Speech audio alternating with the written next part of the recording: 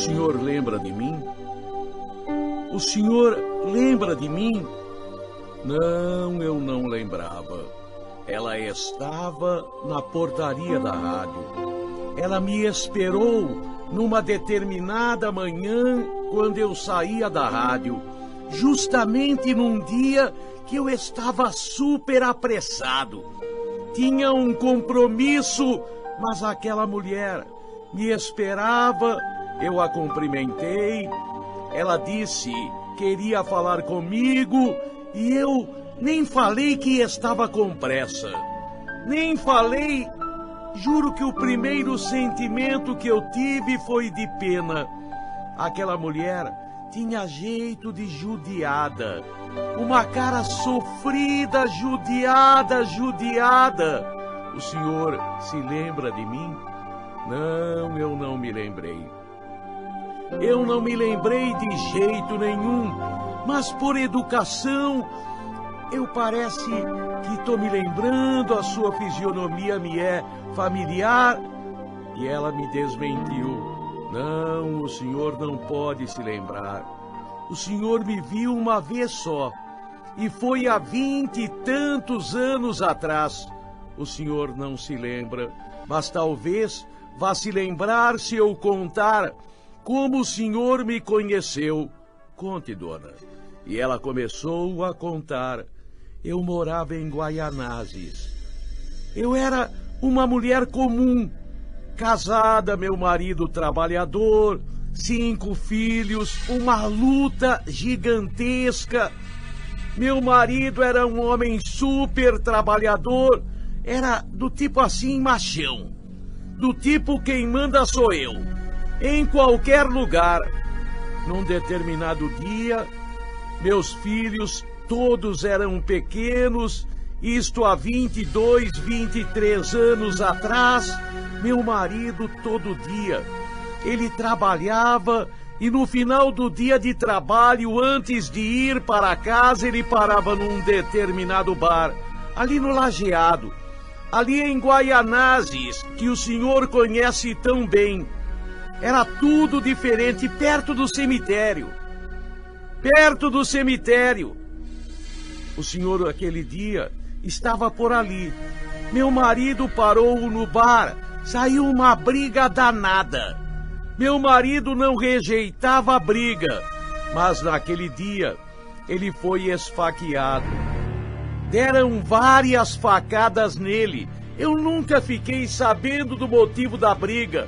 Briga de bar não tem nem motivo, é bobeira. Ele foi morto. O senhor apareceu logo depois por ali. Eu me lembrei vagamente.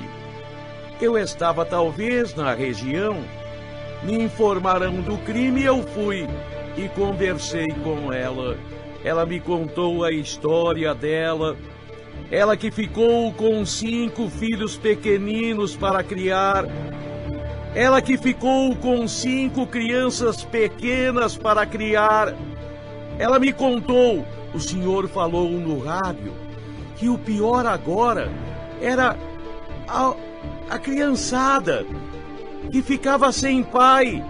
Eles iriam ficar sem pai e eu teria que me desdobrar. Seu Gil, o senhor não imagina. Foi uma luta. Foi uma luta. Mulher com 5 filhos não arruma companheiro. Nem que queira, e eu não quis. Também não apareceu ninguém. Também não apareceu gente boa. Eu, 5 filhos, 3 meninas e 2 meninos. As 3 meninas, as mais velhas. Eu tive 3 filhas, depois um filho e mais um filho. Que luta! Que luta! É bem verdade que associações me ajudaram. Eu recebi cesta básica, eu recebi uma ajuda da prefeitura, uma ajuda de cá, uma ajuda de lá. E consegui.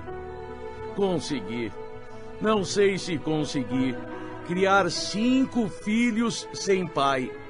5 filhos trabalhando por conta. vendiam uma coisa, eu vendia abacaxi, raspadinha. Eu vendi de tudo, até amendoim em farol. Até amendoim em farol por um tempo, mas ninguém comprava de mim. Ninguém comprava de mim. Foi uma luta, mas meus filhos cresceram. Eu vou resumir a história. Meu Deus do céu, eu vim me despedir do Senhor. Como se despedir, dona? Não, porque minha vida está chegando ao fim. A senhora é bem mais nova do que eu, dona. A senhora está vendendo saúde. Eu vou morrer. Eu sei que vou morrer, eu tenho certeza que vou morrer. Por isso, eu vim me despedir do Senhor. A senhora veio se despedir de mim? O Senhor é meu amigo. O Senhor é meu companheiro. Todo dia eu ouço o seu programa. Converso com o Senhor. O Senhor tem me acompanhado por toda a vida. Eu fico falando com o Senhor no rádio. Conto os meus problemas. O Senhor não me ouve, mas eu o ouço todo dia. O Senhor é meu companheiro. Por isso eu estou me despedindo. Eu vou partir. Minha vida foi muito triste. Foi muito triste.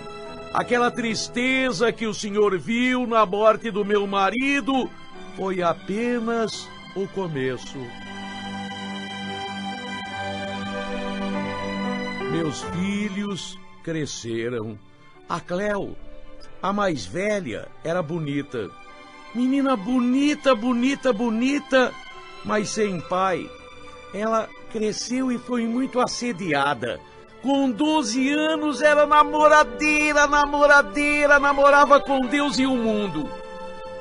Namorava e diziam transava. É assim que se fala agora, né? Dizem que ela transava, com 14 anos ela sumiu. Com 14 anos, a Cléo, que era muito bonita, sumiu. Nunca mais deu notícias. Eu não sei se ela está viva ou se ela está morta. Não sei. Uma vez me contaram que viram ela numa casa de prostituição no interior. Também não sei se é verdade. A Cléo sumiu. A Cléo sumiu. A Neuza era a outra filha. Depois da Cléo, vinha a Neuza. Ela tá presa. Ela tá presa. Presa por quê, dona? Ela arrumou um companheiro. A velha história. O senhor conta toda hora. Ela arrumou um companheiro que era traficante, a envolveu no mundo das drogas, ela começou a traficar, também está presa. Eu nunca fui visitar a minha filha. Eu não admito coisa errada. A Cléo sumiu. A Neuza está presa, mas sem outra. A Edileuza foi morta. Quem matou? A polícia nunca investigou. A Edileuza era uma filha boa. Não tinha nenhum problema, ou aparentemente não tinha nenhum problema. Ela estudava à noite. Trabalhava de caixa num supermercado durante o dia e estudava à noite. Ali no lajeado o senhor contou a história. Talvez o senhor não sabia que era minha filha, mas o senhor contou a história da moça que veio do colégio e foi encontrada estuprada e morta. Nunca ninguém foi na minha casa.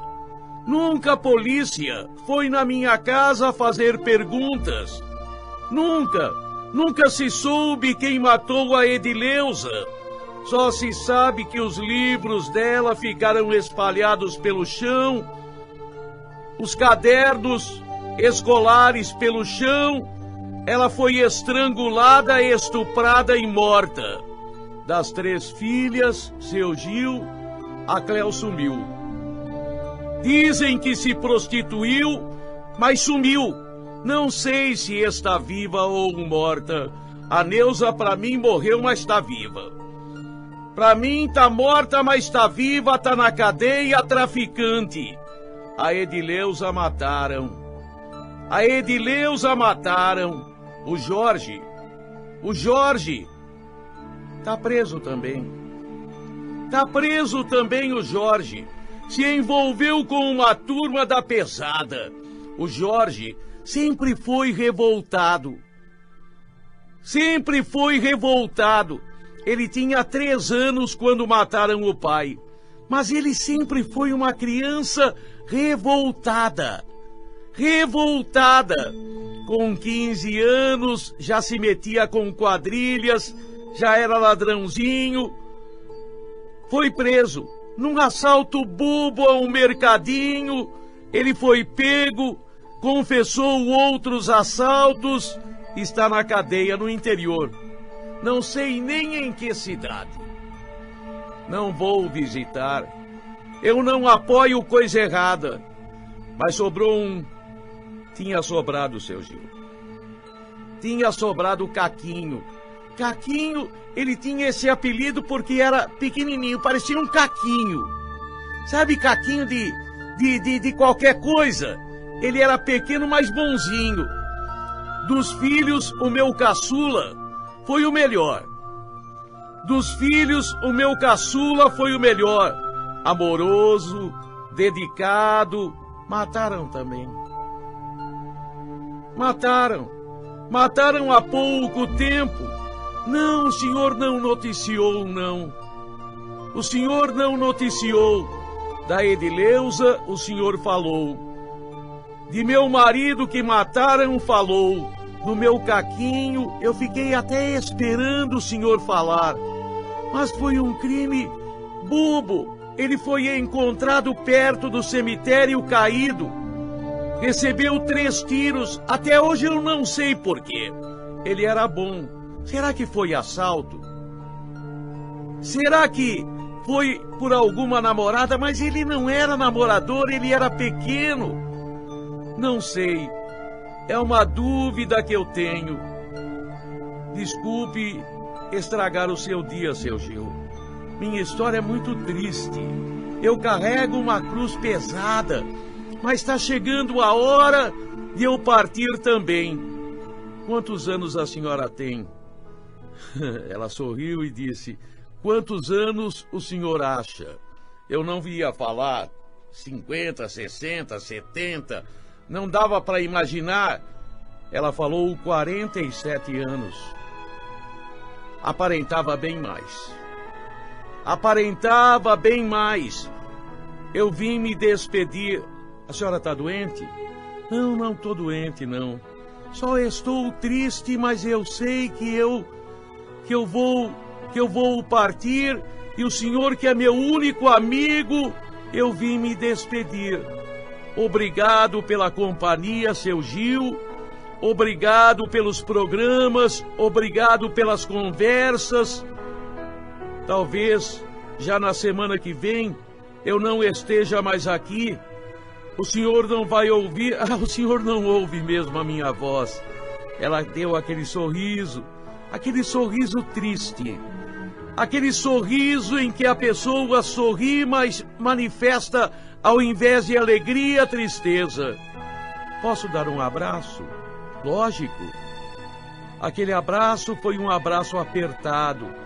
Um abraço de irmão para irmã. Um abraço de amigo para amiga. As lágrimas correram dos olhos dela. Tchau, meu amigo. Ela disse tchau, meu amigo, e partiu. E foi embora, num passo pequenino, num passo de velha para uma mulher nova. 47 anos é nova. A não ser que ela tivesse mentido na idade, mas parece que não. Foi a última vez que eu a vi. Foi a última vez que eu a vi.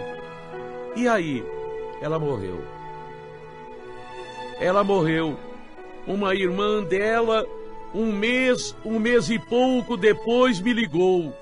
Sabe a Claudete, seu Gil? Claudete... Não me lembro de Claudete. Aliás, me lembro de várias Claudetes, mas especificamente que Claudete, aquela que foi visitar o senhor, aquela que mataram 2 filhos dela. Ah, sim, ela esteve aqui no mês passado, morreu. Morreu como? Até a primeira ideia que veio foi se matou. Ela sabia que ia morrer. Como é que sabia que ia morrer? Ela morreu num acidente. Você ouviu aquele acidente do lotação na Aricanduva? Aquele lotação que bateu na Aricanduva e uma mulher morreu? Era a Claudete. Ela era sua fã. Tinha a fotografia do senhor por todo lado. Ela sabia que ia morrer. Como podia saber que ia morrer num acidente? Como podia saber que ia morrer num acidente? Veio um nó na garganta, uma vontade de chorar, mas eu pensei e cheguei a uma conclusão. Tem gente que vem nesse mundo para sofrer e a morte é uma libertação. Talvez agora ela esteja, talvez não, com tanto sofrimento neste mundo, ela está bem melhor. Ao lado, vejam que os 2 filhos dela que mataram eram os bons. A moça que estudava, que foi estuprada e estrangulada, e o caquinho que ela falou que era muito bom. Ela está ao lado deles. Mas que é impressionante a história é. Ela sabia que ia morrer. Veio se despedir do amigo. Tchau, amiga. Tchau.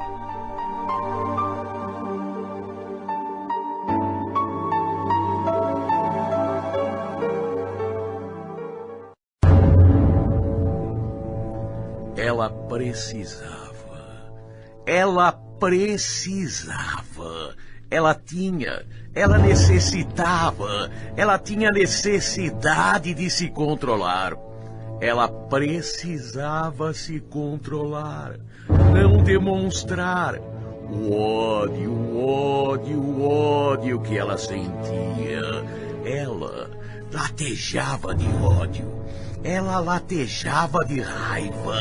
Seu corpo não suportava a presença dele. Mas ela tinha necessidade de se controlar.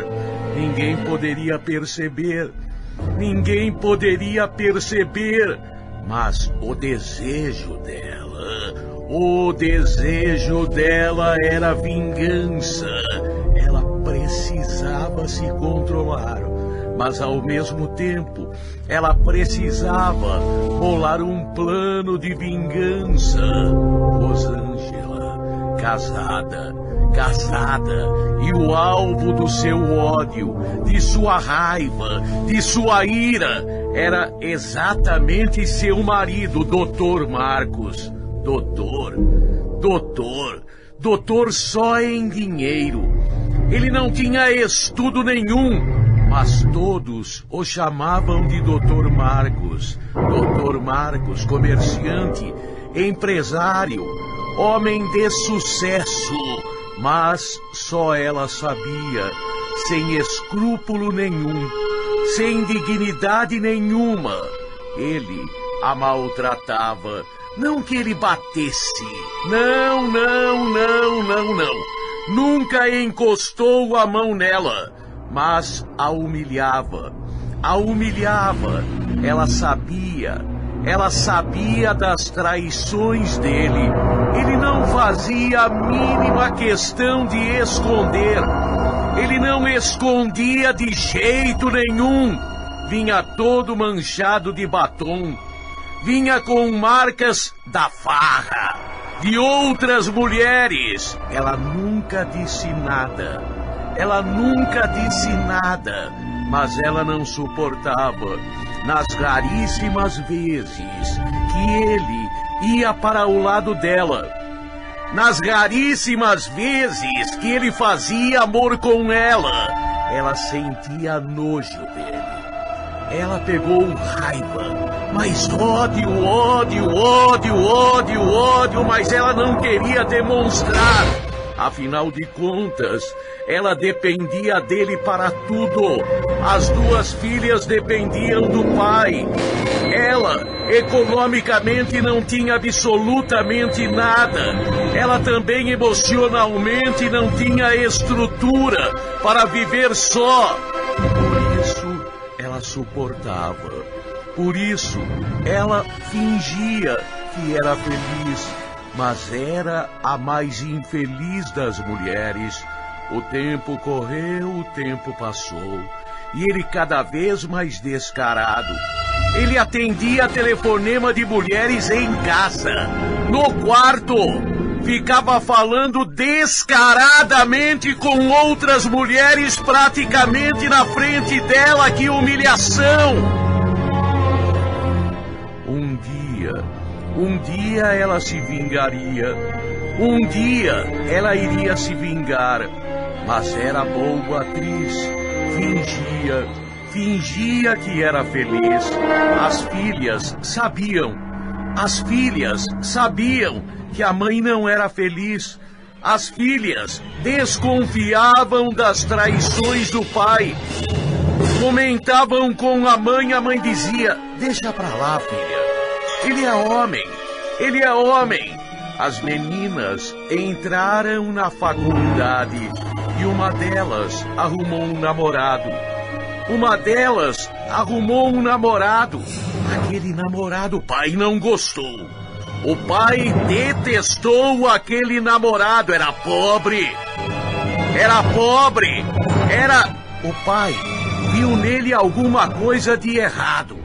O pai já de cara não foi com a cara do namorado da filha e disse para ela e disse para ele: eu não quero esse namoro.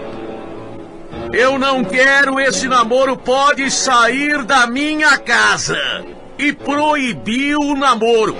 Não quero esse cara mais aqui em casa, disse ele. A filha não se conformou. O namoro não terminou, não. Continuou na ausência do pai, com a conivência, com a concordância da mãe. O doutor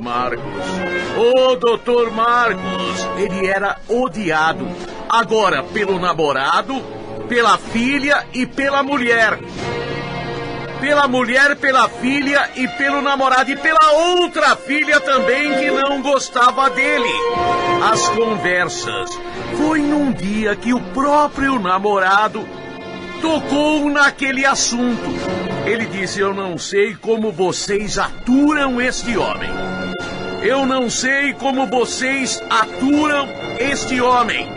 Se fosse eu, mandava matar. Mas quem mata? Como quem diz, se a gente soubesse quem contratar, contratava. Se a gente soubesse quem contratar, a gente contratava. Então ele disse: eu tenho dois primos. Que são ladrões. Eu tenho dois primos que roubam. Eles aceitariam por um bom dinheiro a empreitada de matar.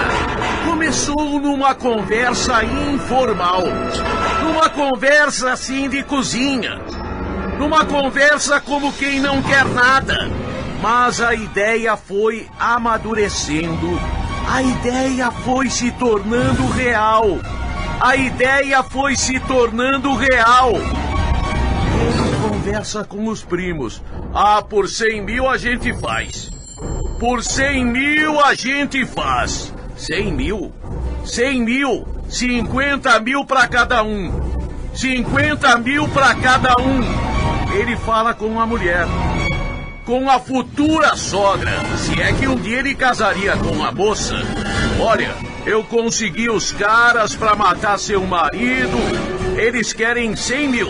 São meus primos, são de confiança, são apetitosos, já estiveram presos, são ladrões. Eles querem 50 mil cada um. O que era, a princípio, uma pequena ideia, agora se transformou num plano. A mulher cata daqui, cata de lá, procura daqui, vende uma coisa aqui, vende outra coisa lá e ajunta 100 mil. Ajunta 100 mil. Ela ajunta o dinheiro para pagar os primos do namorado da filha. E o plano, aquele tradicional. Entrariam na casa, fingiriam que era assalto, e no assalto atirariam no Dr. Marcos e matariam. Foi tudo realizado. Foi tudo super bem planificado e executado. Deu certo. Ninguém desconfiou. Ladrão, jornal disse, rádio falou, televisão mostrou. Todos comentaram, coitado do doutor.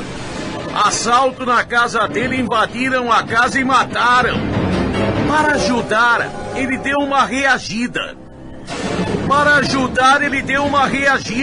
A mulher chorou. Ô viúva chorona. Ô mulher chorona, as filhas choraram. Foi um velório muito triste, todo mundo consolando a viúva.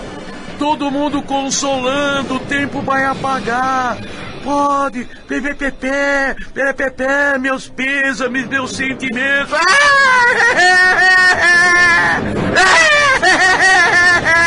Ele não merecia. Ela chorou que nem cabrito desmamado. Mas chorou e o tempo foi passando. Passou um mês, ninguém desconfiou. 2 meses, ninguém desconfiou. No 3º mês, chegou a polícia e prendeu a mulher.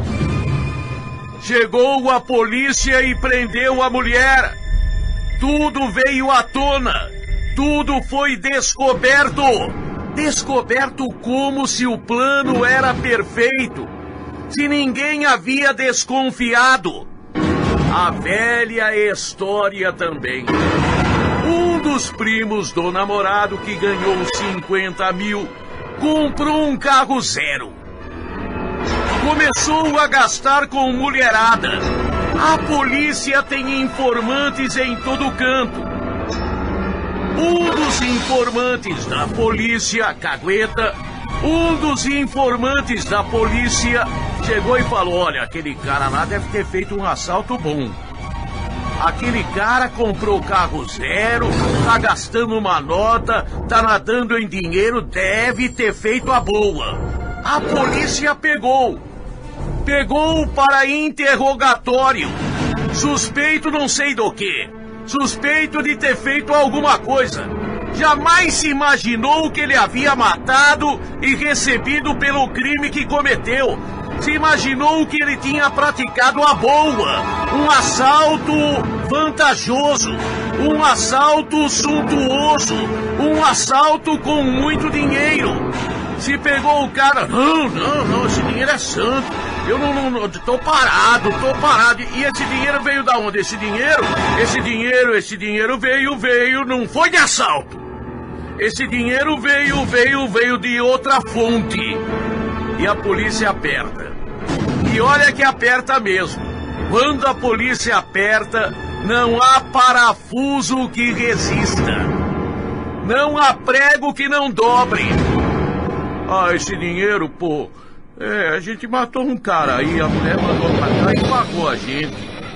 Foi assim que se descobriu. A mulher nega peremptória e taxativamente. Eu não. Eu até chorei. E chorou mesmo. Eu até gostava do meu marido. Eles estão inventando. Inventando e os 100 mil apareceu da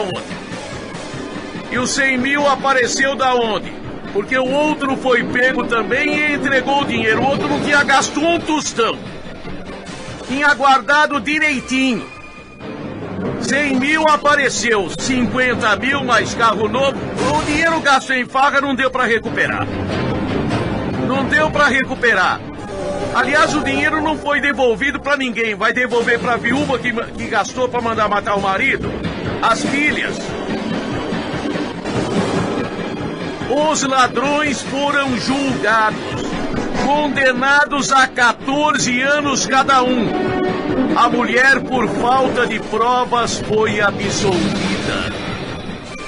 Ficou com a herança do marido. Por falta de provas. Se ela fosse condenada, não teria direito.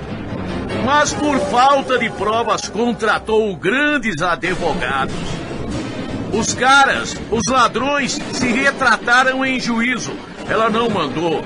Foi um cara que contratou a gente. Dizem que foi ela, mas a gente acha que não. Correu dinheiro, barbaridade. Este caso foi alvo de 1000 reportagens. O final não tinha sido contado. Os ladrões pegaram 14 anos, devem estar tudo na rua. Cumpriram 1/6 da pena, tal, isso, aquilo, na rua. A mulher nunca foi condenada, tá rica. E ela chorava. Eita mulher chorona! Eita mulher chorona! Chorou que deu gosto. Chorou que deu gosto. Chorou, chorou. Eita mulher chorona, matadora.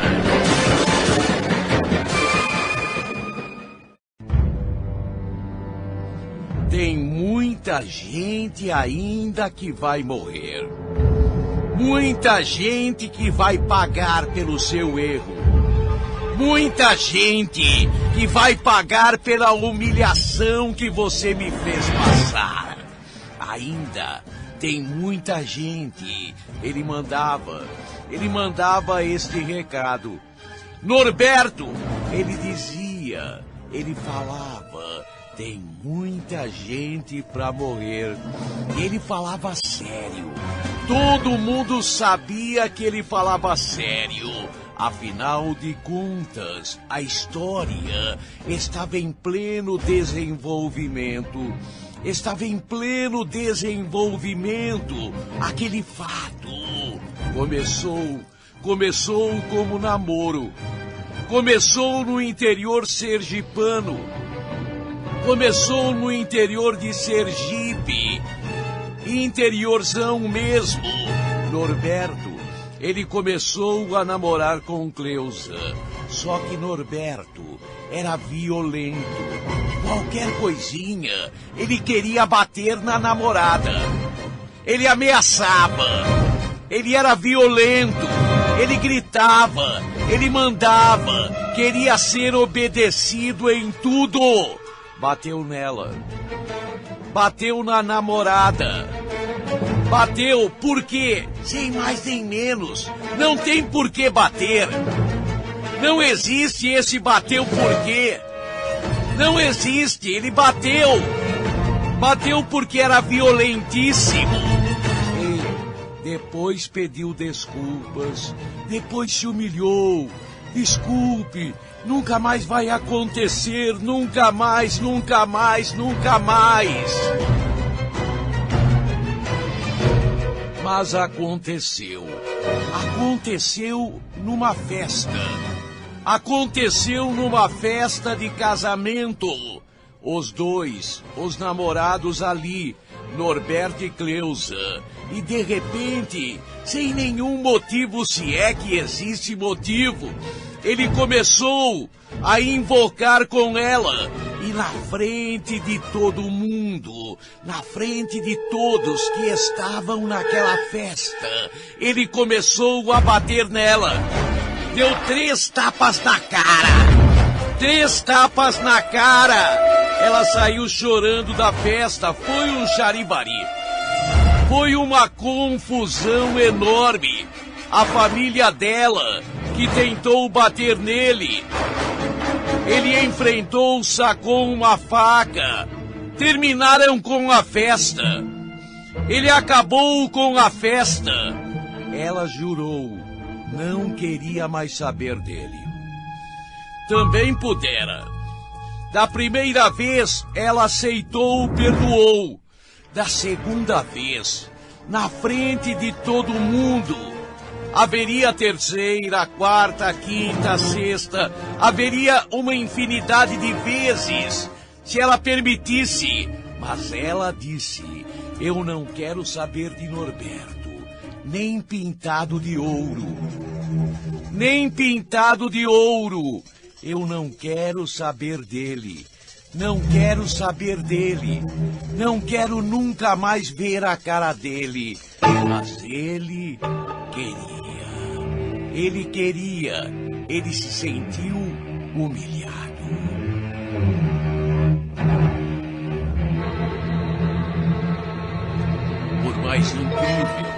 Por mais incrível que possa parecer, ele se sentiu ofendido. Ele bateu e ele se sentiu ofendido. Ele queria que ela voltasse para ele. Ele queria a volta dela. Queria que ela voltasse para o lado dele.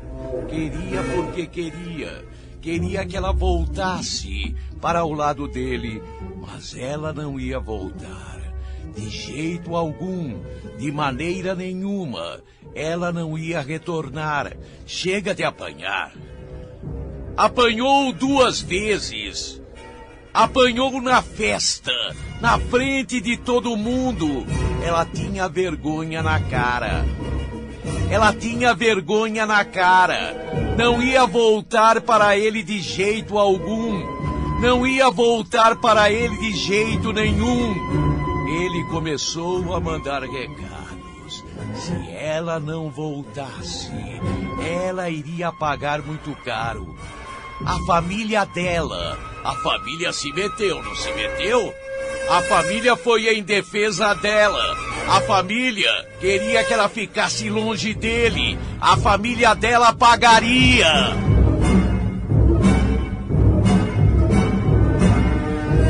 Ela então muda para São Paulo. Ela inesperadamente para todos decide. Ela mesmo decidiu e veio para São Paulo. Não avisou praticamente ninguém. Humilhada, com medo. Ela tinha medo de Norberto. Ela passou a ter pavor dele, e com razão. Os fatos demonstraram que ela tinha razão de ter medo dele. Ela veio para São Paulo. Ele não sabia para onde ela tinha ido. Ele não sabia. Ela não tinha parentes aqui em São Paulo, tinha em Recife, Pernambuco. A irmã dela, que morava em Recife, a irmã Cleonice, que morava ali em Recife, casada. E veio a notícia: Norberto um dia atocaiou, só poderia ser ele. Só poderia ser ele. Ele atocaiou a irmã dela e com 12 facadas, com 12 facadas, ele matou a irmã dela. A primeira da lista. A família recebeu a informação. A certeza veio quando ele começou a bater no peito e mandar recados. Foi a primeira. Mas tem mais gente marcada. Mais gente vai morrer. Fala pra ela falar comigo. A Cleusa, eu quero a Cleusa. Ela tem que pedir perdão. Perdão do quê? Perdão do quê? Ele que bateu. Ele que espancou na frente de todo mundo. Ela tinha que pedir perdão do quê? Ela não foi no enterro. Lógico. Dizem que ele campaneou. O enterro ficou olhando de longe para ver se ela ia. Ele ficou com a certeza que ela não estava em Recife. Mas ele mandava recados. A busca dele iria continuar. Ele ia achá-la. Se não achasse, outras pessoas da família iriam pagar. Afinal, a família havia se intrometido, não se intrometeu? Naquela festa não foram para cima dele? Familiares dela não foram para cima dele? A família ia pagar, ou ela voltava para ele, ou ela iria pedir perdão de joelhos para ele, ou então muita gente morreria. Cleusa, ela era informada. Cleusa, através de cartas, a família a informava os recados que chegavam. No norte, ele continuava solto. Matou no Recife. Só que a polícia não fez absolutamente nada. Mas ele procurou aqui e ali. Agora ele achava que ela estava morando aonde morava um irmão dela, em Aracaju, capital de Sergipe. Ele achou e fez campana. Não encontrou porque ela não estava lá. Não encontrou porque ela não estava em Aracaju. E ele matou o irmão dela. Cláudio foi assassinado. A polícia nunca descobriu quem matou, mas todo mundo sabia tinha sido ele. Depois ele mandou o recado, o mesmo recado. Se ela não voltasse, se de joelhos não pedisse perdão para ele, as mortes iriam continuar. Enquanto isto, Cleusa, apavorada, morava aqui em São Paulo.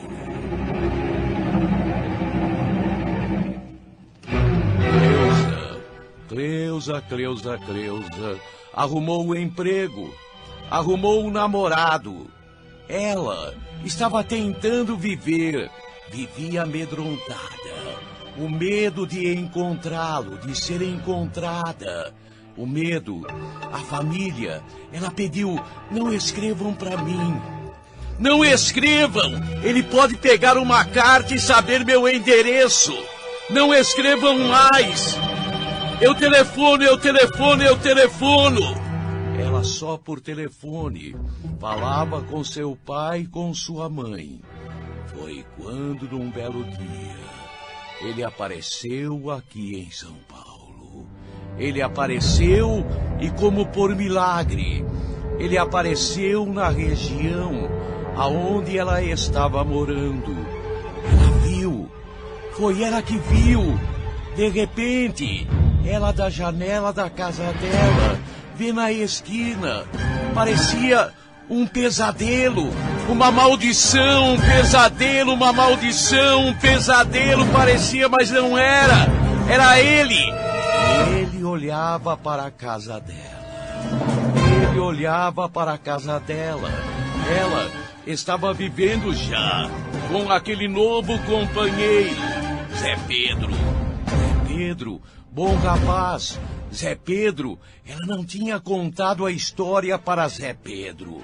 Ela não tinha contado da perseguição que era movida contra ela. Ela se esgueira, sai pelos fundos e foge. Ela morria de medo.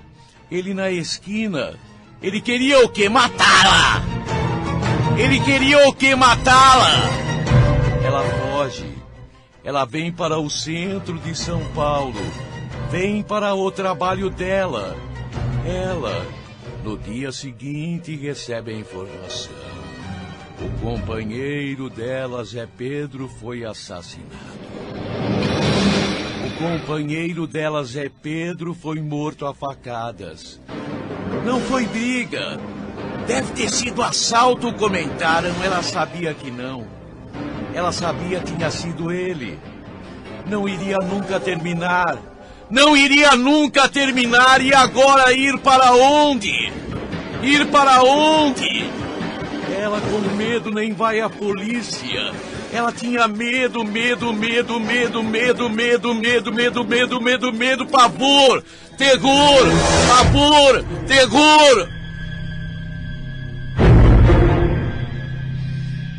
muda. Ela sai de São Paulo e vai para Carapicuíba. Ela muda. Estava morando na zona leste de São Paulo. Foi para Carapicuíba. Em Carapicuíba ela tinha um primo. Em Carapicuíba ela tinha o primo Adalberto. Outros primos moravam também em Barueri, Itapevi, na região. Ele achou,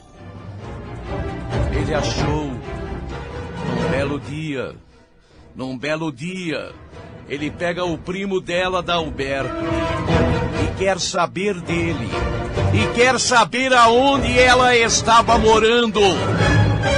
Me disse não morre. Testemunhas ouviram esta frase. Me diz se não morre. Me diz se não morre. O primo que disse, não sei. Não sei. Não sei.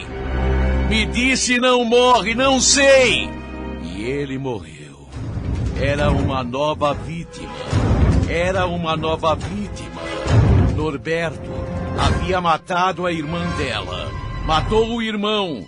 Matou o companheiro, agora matava o primo e estava à procura dela para matá-la. Foi quando a família dela decidiu, numa terra em que ninguém se importava com absolutamente nada, aonde ele matou e ficou na impunidade, ficou se auto-intitulando de justiceiro. Comigo é assim, comigo eu mato, comigo eu mato. A família dela se uniu. Os primos daqui se uniram e foram para cima dele. O encontraram e com dezenas de facadas o mataram.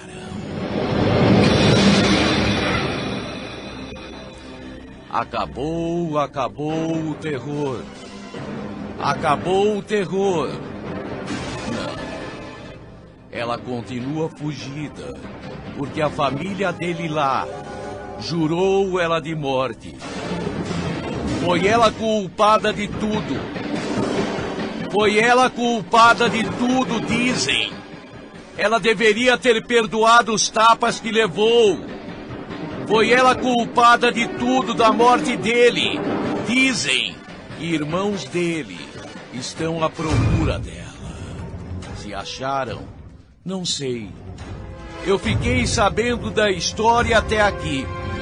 Eu fiquei sabendo desta história até que um dia ela saiu de São Paulo e foi para onde? Quem é que sabe? A família dele agora procura para matar. Um tapa na cara. 2 tapas na cara, 3 tapas na cara. Foi assim que tudo começou. E como terminou, se é que terminou, ninguém sabe.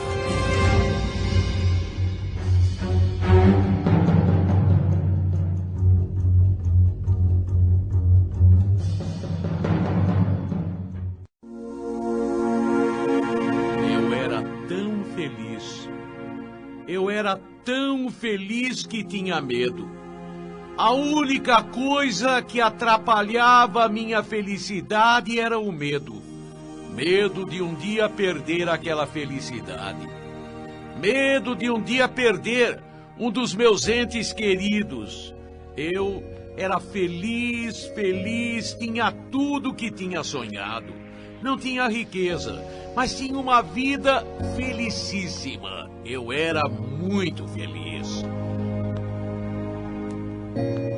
A própria Marilda que conta, eu era tão feliz que eu vivia enebriada, que parecia um filme. Eu adorava. Meu marido, José Antônio, era tudo de bom que um homem pode ter. Ele era bom homem em todos os sentidos. No sentido homem mesmo. Ele era insuperável. Ele me amava, me desejava. Nossas noites na nossa casa eram noites, como se diz, calientes. noites quentes. A gente se amava, ele me amava muito e eu amava desesperadamente. Conheci Zé Antônio num baile. Por mais incrível que possa parecer, eu nunca tinha dançado e nem sabia dançar. Ele veio me tirar e eu timidamente disse: eu não sei dançar. Ele, mas sabe conversar? Sabe falar? Sabe sorrir? Então vamos conversar. Começou assim, num baile sem dançar. Começou o nosso namoro desta maneira. Zé Antônio, paulistano, eu também sou de São Paulo, sou do bairro do Butantã. Fui criada no Butantã, ele também criado na região, Pinheiros, Butantã. A gente se deu bem de cara. Eu gostei dele de cara, eu estava com 18 anos de idade. Ele 21 anos, 3 anos mais velho do que eu. Nosso namoro foi poesia. Nosso namoro foi poesia. Não teve cenas de sexo no namoro, não. Eu casei moça, eu casei virgem. E foi muito bom, foi muito bom. Eu só tive a ele como homem. E só terei a ele como homem por toda a vida. Zé Antônio. Nossa, quando eu fiquei grávida, eu fiquei com medo. Eu fiquei com medo que ele não me quisesse mais. A mulher tem esse sentimento. Será agora eu vou ficar feia, vou ficar barriguda, vou ficar com os seios diferentes? Mas foi exatamente o contrário. Ele me apoiou de fio a pavio. Ele me apoiou sempre em tudo. Na nossa vida não teve só um dia. Não. A gente às vezes brigava, mas no amanhecer era bom dia, eu te amo. A gente podia ter a maior briga no dia anterior, mas era bom dia, eu te amo, eu sorria, ele sorria, a gente se abraçava e ele levantava para ir ao trabalho. Eu levantava também para fazer o café, mas ele dizia: não se preocupe, eu faço. Quantas e quantas vezes eu, por preguiça, fiquei na cama. Ele fez o café e me levou na cama. Ele era maravilhoso. Quando nasceu nosso primeiro filho, eu me senti nas nuvens. Eu me senti nas nuvens. Gilberto, nosso primeiro filho. Gislaine, a nossa segunda filha. A vida era tão feliz. Meus filhos nasceram, são endiabrados, são peraltas, mas é até bom. Criança é peralta mesmo. Criança dá trabalho, mas com amor a gente supera tudo. Às vezes a gente perde a paciência. Quantas vezes eu fiquei doidinha. Quebra uma coisa, cuidado com isso, cuidado com aquilo, eu sou muito cuidadosa. Eu tenho medo de acidente, sempre tive muito medo de acidente. Com meus filhos, uma queda eu ficava apavorada. E criança sobe em cadeira, sobe em mesa. Meus filhos subiam e eu gritava o dia inteiro. Às vezes, Zé Antônio chegava e me encontrava exasperada. Me encontrava enervada e ele sorria. Já imaginou? Se a gente não tivesse um ao outro e nossos filhos? Já imaginou como seria triste? Põe alegria na sua vida, e eu punha. Ele era a alegria da minha vida. Ele era toda a alegria da minha vida. Todo dia que ele saía, eu ficava apavorada. Quando ele saía, eu falava: toma cuidado, ele ia dirigindo o carro dele. Quando eu estava junto, eu não deixava ele correr a mais de 50. Sou exagerada. Eu sei que sou, sempre fui exagerada. Não corre, olha o sinal, olha o pedestre, olha isso, olha aquilo outro, olha, vem vindo um carro ali. Pode deixar que eu guio, pode deixar que eu guio. Eu era feliz, muito feliz, feliz na época de Natal. Eu era de uma felicidade fora do comum. A gente sempre montava a árvore. A árvore, mesmo que pequena, era um pinheirinho que a gente comprava pinheirinho de verdade, árvore viva, que a gente montava com bolas, com enfeites. A criançada quebrava tudo. A criançada acabava quebrando tudo, mas era o prazer. Depois a gente começou a não ter mais aquelas bolas de vidro. Começou a pôr bonequinho. Era uma delícia. Era a época mais maravilhosa, entre as maravilhosas épocas do ano. Ele sempre me presenteou. Sempre fez surpresa. Ele fazia eu entender, por exemplo, que ele ia me dar uma blusa, dava um perfume. Eu nunca adivinhei o presente dele. Ele também nunca adivinhou o presente. A gente escolhia cartão, aniversário de nosso conhecimento, de nosso casamento, aniversário de nossos filhos. A gente fazia anos o Gilberto ou a Gislaine. Quando fazia aniversário, comemorava aniversário de nossos filhos, eu comprava presente para as crianças e para ele. Ele comprava presente para as crianças e para mim. Era muita felicidade. Como eu já disse, eu só tinha medo de um dia ela terminar. Eu só tinha medo de um dia a felicidade terminar. Era meu único medo. Foram 7 anos. 7 anos de um casamento perfeito. De um casamento maravilhoso, aonde, é lógico, a gente teve pequenas brigas, mas eu já falei também, de manhã era bom dia e eu te amo. Rancor era coisa que não existia no dicionário de nossa vida. Raiva, só na hora. Só na hora. Não persistia, não se insistia na raiva, não. De manhã, toda manhã, era o sol, e mesmo sem sol, era o bom dia, eu te amo. Eu me lembro como se fosse hoje. Eu me lembro como se fosse hoje. Um dia, começou da mesma maneira dos outros dias. Bom dia, eu te amo. Bom dia, eu te amo. Shhh, as crianças estão dormindo. Eu rezava para a criançada acordar mais tarde. Porque quando a criança acorda pequena, já é mamadeira, troca isso, aquilo outro, e correria de lá para cá. Ele saiu para o seu trabalho. Foi um dia comum como tantos outros. Ele me telefonou várias vezes durante o dia e falou, não sei o que eu tenho. Não estou me sentindo muito legal. Ele me falou, eu não dei muita atenção. O que você está sentindo? Não sei, um mal-estar, uma coisa esquisita. Passa no médico. Não é coisa de médico. Então é coisa do quê? Não sei. Ele chegou em casa, ele estava pálido. Você não está melhor, bem? Eu falei para ele, você não está melhor, bem? Não, eu vim dirigindo, mas eu estava me sentindo meio estranho, sabe? Não é nada não, acho que é alguma coisa que eu comi no almoço. Ele almoçava na firma. O que você comeu no almoço? Comi um macarrão, acho que foi um molho. Mas ele estava pálido e eu comecei a insistir, vai no médico. Vai no médico.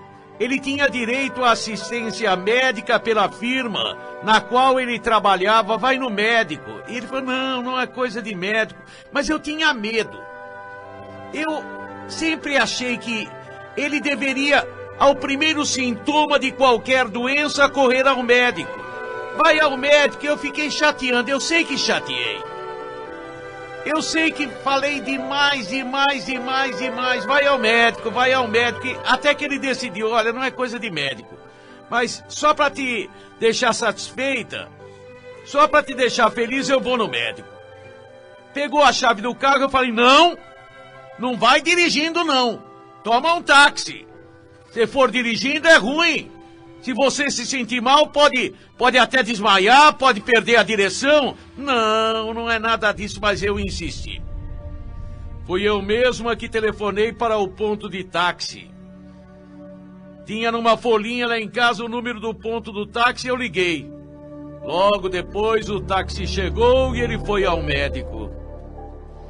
Sabe o que aconteceu? O táxi bateu. O táxi bateu. Para o motorista não aconteceu nada. Para ele ficou muito ferido. Foi para aquele mesmo hospital aonde ele iria fazer uma consulta praticamente de rotina, mas ele foi em estado gravíssimo. Foi durante 26 dias, 26 longos dias, ele ficou na UTI. Nunca recobrou o sentido. Nunca recobrou a consciência. Ele ficou inconsciente 26 dias e morreu. E eu me condeno. Eu me condeno e me falo, fui eu que matei meu marido. Fui eu que matei a minha felicidade. Ele não queria ir no médico. Ele queria ir dirigindo. Fui eu. Com medo de perder, eu perdi tudo.